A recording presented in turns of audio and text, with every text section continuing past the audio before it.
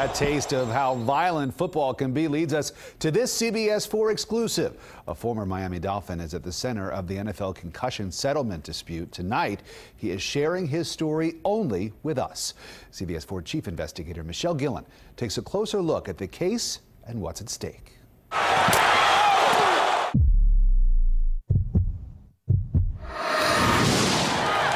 You start, having that fear for yourself.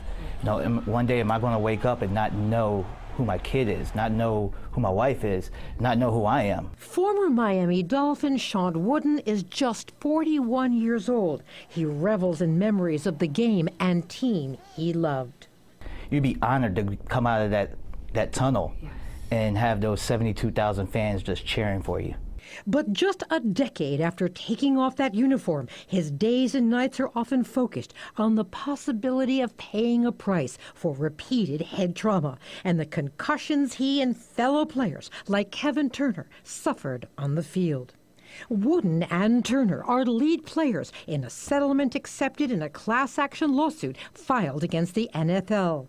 Wooden believes the settlement addresses the needs of retired players who may have or may get dementia, Alzheimer's, Lou Gehrig's disease, which Turner suffers from, and other severe illnesses, all allegedly linked to repeated head trauma. You've had headaches? Yes. Sleepless nights? Yes. Wooden represents members of the class action who are healthy today, but who might be at higher risk. Why? Do you remember suffering concussions on the field? I remember getting dinged. I remember, losing some time.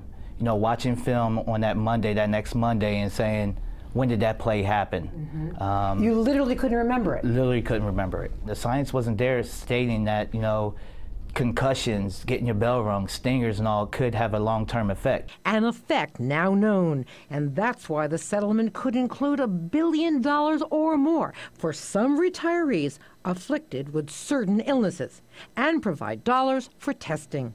And I believe every 18,000 of us plus guys should go and get tested as soon as possible. But not all players or families are in favor of the settlement. A handful continue to raise objections. In fact, lawyers filed their appeals this week. I would say that our appeal is about fundamental fairness.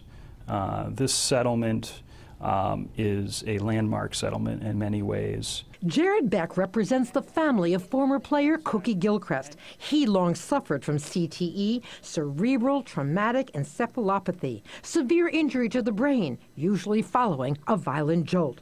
Beck, for starters, argues that the settlement is too restrictive, that potentially many players with CTE will be excluded from benefits, even though scientifically the condition is directly linked to head trauma. It's clear to us that the trial court did not look in a serious way at the science.